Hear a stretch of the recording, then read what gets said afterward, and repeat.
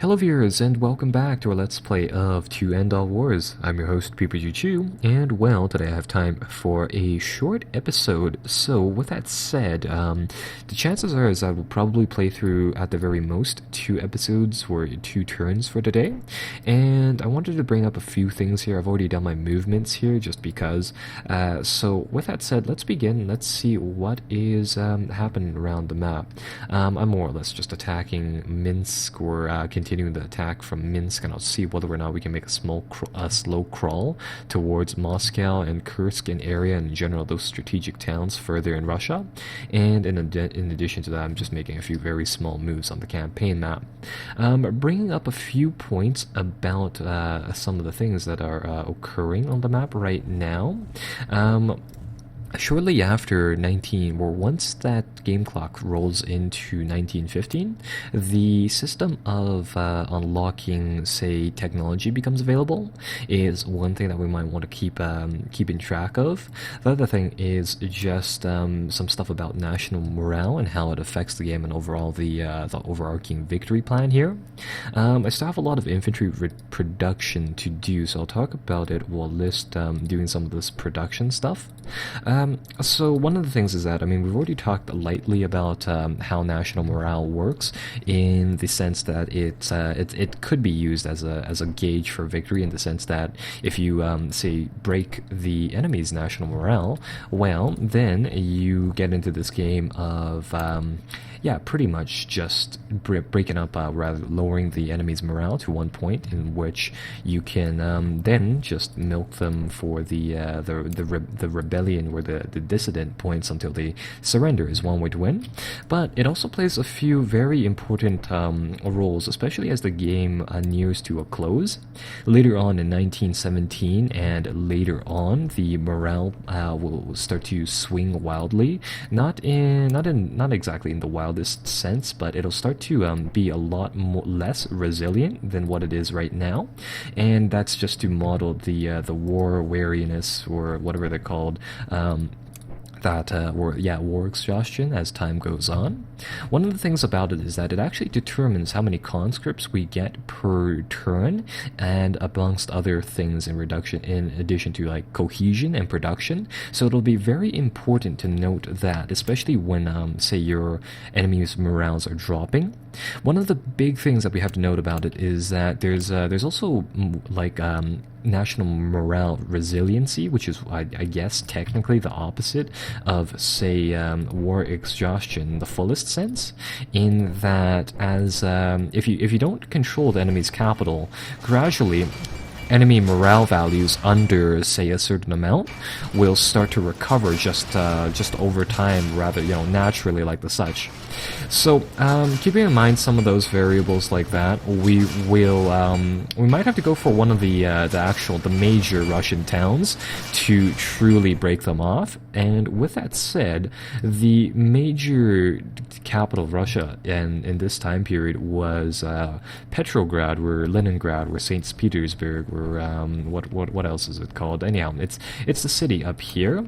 And with that said, it's a while away. So we'll see what we can do. I think the overarching game plan here is that we have to realize that, first and foremost, it's World War One. It's not going to be the Blitz of Poland. It's not going to be fast. And likely, if we're able to finish off Russia inside 1915, it'll be, I'd consider it pretty fast at that. So that's just, one consideration to note. Likewise, the Serbian area over here is going to take some time, and I estimate that this area is, honestly, probably the place that'll give us the most trouble. So those are two things to keep in mind going forwards from there. I think with the Ottoman Empire joining in, we should have some better luck. Not too much, though. Though with them, they definitely add a select amount to our combat power as well. Speaking about these guys, actually, I think I'll use the two cores over here, 10th and 9th, to make a slight jab forwards. I hope this doesn't overextend them too much, but I want them to just inch forwards and see whether or not they can do some damage over here. Either way, I think that'll be almost all of our movements for this turn. I can shuttle a few more of these reserve units. I don't know why. Inside the game, we just seem to have a whole bunch of these, like, independent one-unit cards just in places. Those are militiamen, which I can understand, but these guys, we have, like, reserve infantry, which are just here in Constantinople. Either way, I think I'll just grab one of these armies and send them over here. Seeing as how I really don't like it when, yeah, my towns are just taken like that. So that'll be this turn. We're making some pushes over here. We're making some pushes to Cairo and Alexandria as well. This will be slow going either ways. So that will be this turn at a glance. Okay, so a few things happened in the meantime. Yeah, Max's army made an offensive. They managed to take a fortress that was a strategically important area, and amongst other things, kind of forgot about unpausing the video till after the first battle. But either way.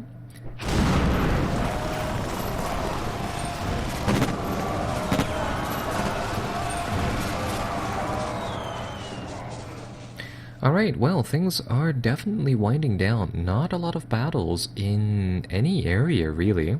Oh, my game just turned to black. I don't know if you guys can see anything.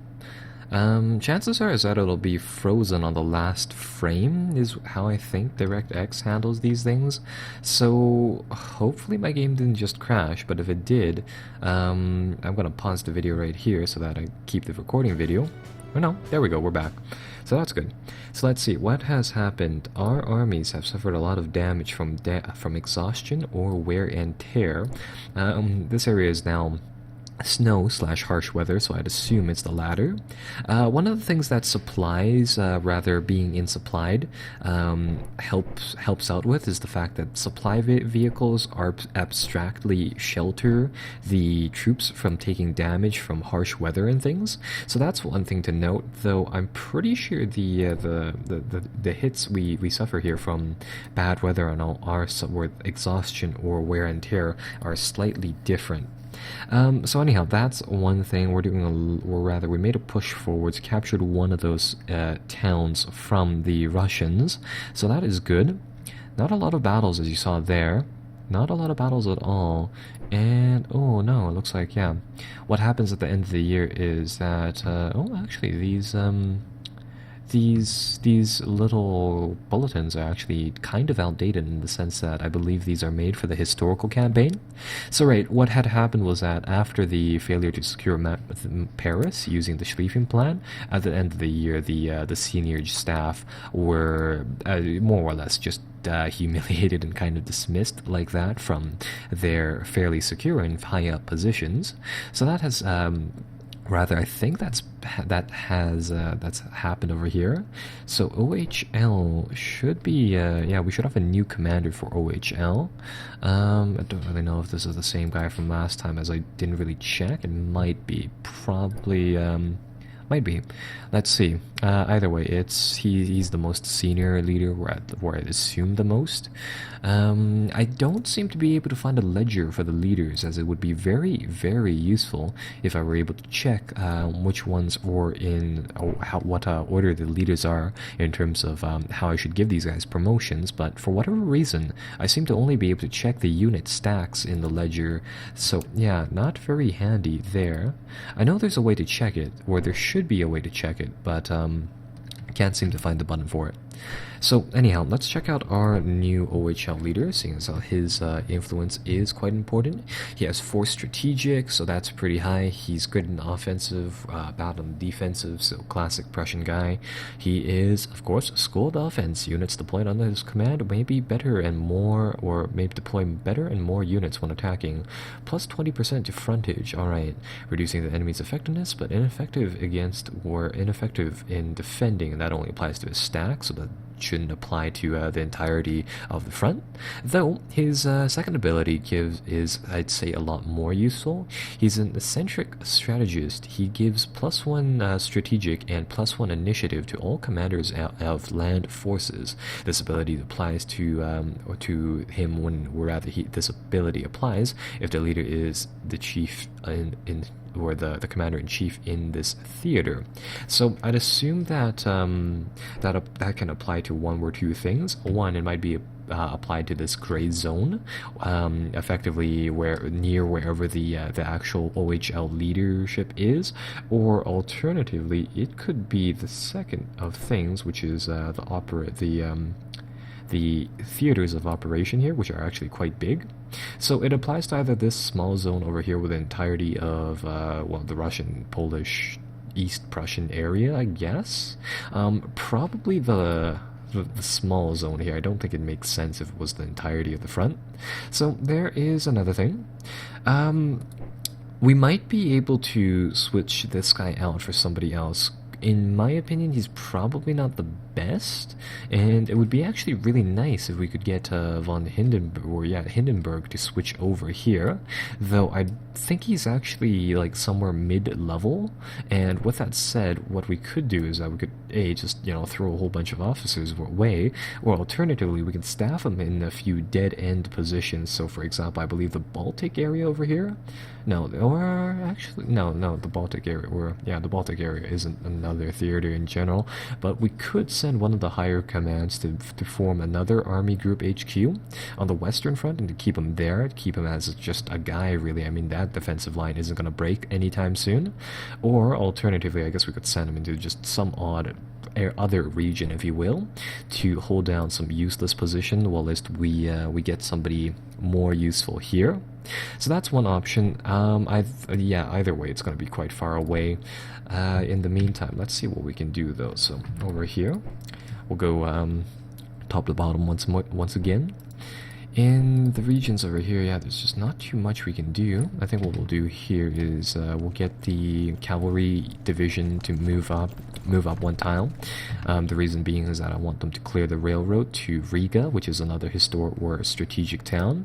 If we can take that, that'll be worth something, but it's not going to be worth, say, terribly much there. Either way, it's a small amount, and we'll try to grab that. Over here, the advance is going decently well. Army Group 3 is leading up the charge, and they should be able to advance, hopefully to Varnovolka over here, and then we'll railroad down an army and deploy them into Gomel. After Gomel, we should be able to clear the way either going south to Kiev, which in my opinion is the better way, because then you just go through the plains to Kursk, and then all the way up to Voronezh, Orel, and directly north of Orel is Tula, and then Tula is Moscow. And Moscow's worth a fair amount, but it's nowhere the same amount as Petrograd, mind you. The main thing is that I highly doubt there's anything else out there, or rather in that direction, than just militiamen. So that's one consideration. Currently, our guys are just more or less moseying through here. I managed to grab a town over here, Belostok, that. So that's also one victory, or one good thing there. Let's send down a corps here. We have a lot of various army corps inside this region we're not necessarily using. And I think we'll commit two army corps down here. We'll get a few to provide security for, say, Army 1 here and their forces who are moving through the northern regions over here. But for now, I think we'll just shuttle them to Minsk to more or less maintain a defensive posture there. Over here, let's get this army corps back to Thorn and healed up. The rest of these guys we can deal with later on. We can deal with them later on. They might be actually having a few supply issues of their own, just as is right now. So I'm not too terribly worried about dealing with them for the meantime. And over here, let's break one of these army corps down into some of the base units here. And the reason being is that I can recombine one as a nice, lovely group of 4 units like that. Something like that. Let's see. Yeah, this guy is eligible. Oh, I see. He can only command 3 units. Alright, fair enough. I swear we could get 4. Is that just not right? Oh, I see. They just already have a certain amount. Okay, that works. So since this core is active, let's get him to launch an attack, and I'll see what he can do there. So this area should be handled in Warsaw. We'll commit to an assault. This will be quite bloody, though. The artillery are, yeah, out of cohesion, so it'll be an infantry march. That's not going to go too well, but either way, we'll see. So that's one area covered. On this front, what are they pushing up with? They're actually pushing up with a lot of things here and there. Krakow over here is not gonna hold on them by themselves, so ship some guys here, put the garrison into the all-out defense mode, so no matter what, they will not try to flee, or at least I hope that will happen. And let's see, we actually have two major armies here. We'll keep, well, we have the fortresses, so I'll send one over as well. So we'll see what happens there. And in this area over here, let's see. Both of these armies are ready to attack, so I'll switch them into assault. I'll put them on all-out attack because, in my opinion, it's the only thing that gets us any progress, really. And we'll commit them to another attack. Let's see, these armies are actually all active, so they could, in theory, commit to an offensive and try to open up the road to Nish. Nish, going off of all the little pips on the bottom area there, they seem to have a lot of divisions, or units, or elements just in general in that town. And if I'm not mistaken, that is that Serbian HQ commander once again, with his mighty defense, or mighty defense there. Not really sure. Let's see. Army Group 6 it's said to be wounded, but they seem to be fine. Yeah, for the most part they seem to be alright. Let's see, what else? Lots of cores taking damage, but I think we'll manage here. Are these guys even recovering any of their yeah, no, that's why they're not recovering a lot of cohesion each day. If I put them onto the defensive posture, it's slightly better. So in that case, I think we'll wait here for one turn before committing to something. And in the meantime, how are we doing inside the mountains? We should be converting the territory to our military control. And the reason that I'm doing that in the mountains is because, as you see, it takes us a lot of points to move into those mountain areas.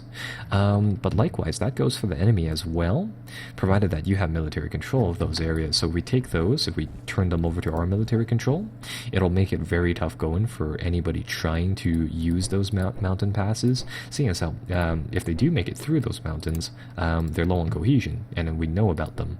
Oh yeah, that's also a big plus. It gives you detection for free.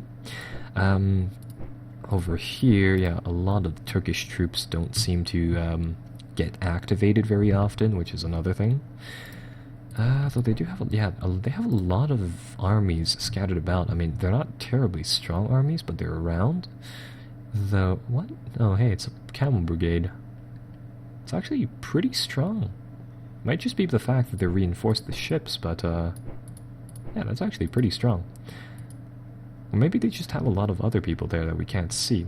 Either way, I think that'll be this turn. Okay, and we're back. So, Paul von Hindenburg makes an attack at Warsaw against a very weakened defender, I guess.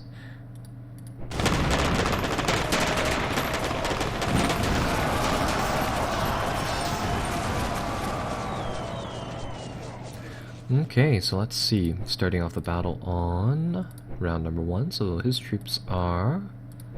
Yeah, this was actually a 6-hour ordeal, so his guys were pretty good up until the 3rd round. Afterwards, it looks like they had to fight a lot of the garrisons and all, so they had to do the actual siege work. And during those battles, they were pretty exhausted, but nonetheless, they came through. Go back to the battle overview. They did a lot. Yeah, they caused double the amount of losses, so overall, they did pretty well. Let's see. It's only day 1, so let's see whether or not they can take the fortress, because it looks like it's still... Yeah, it's still there. The citadel's still there, and it still has a good amount of health.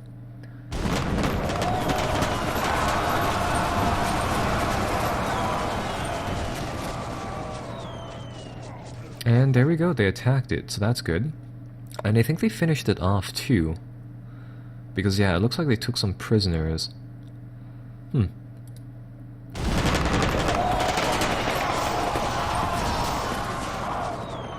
Okay, so now they've taken it. So that's good. Right, so that's one town taken. We're pushing into... This is Russia. Russia going up against Austria. And let's see, we're clashing over a fortress. Let's do counter... Let's do... What do we have here? I don't know if we have a lot of cannons or anything. I guess we'll just go with massed fire, or whatever the game gives us, really.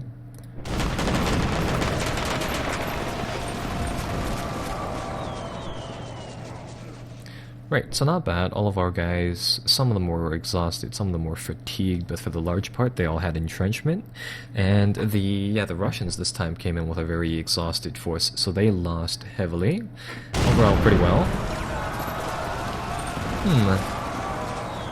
What happened here? Oh, I see. The British decided to move forwards. They tried to advance on our southern flank. Alright. And now, ooh, the French are making a push towards our zones now, so that's very intriguing. Try to use our guns to pin them down, seeing as how we moved heavy artillery into these regions. We'll let their reinforcements come through. We have even numbers of soldiers for sure, so I'll let these guys clash, and we'll see whether or not we can open up, pin them down, and kill them with the heavy artillery.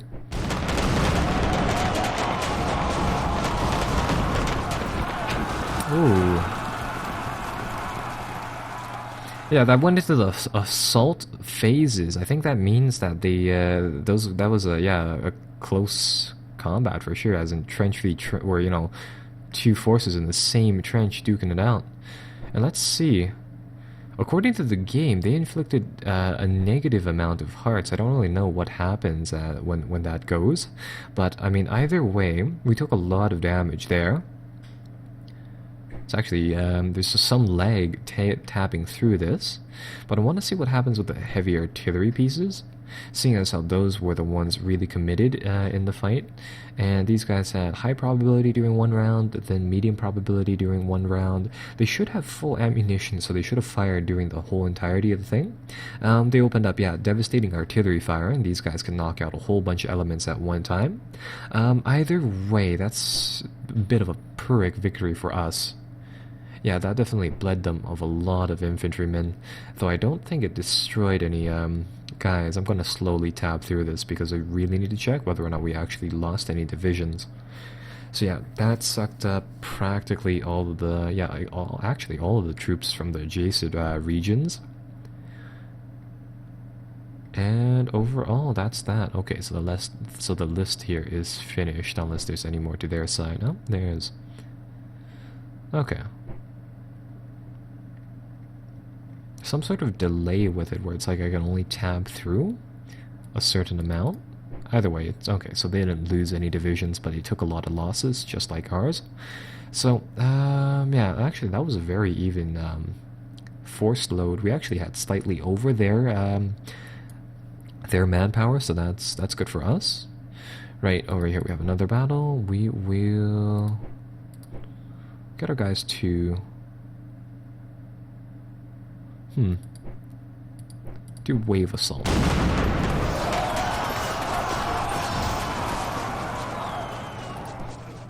Ooh, they seem to want to go for round number 2.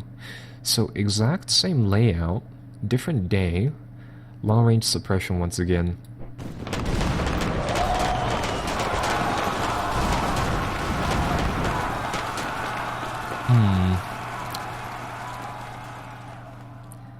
I think that was, again, a close assault once more.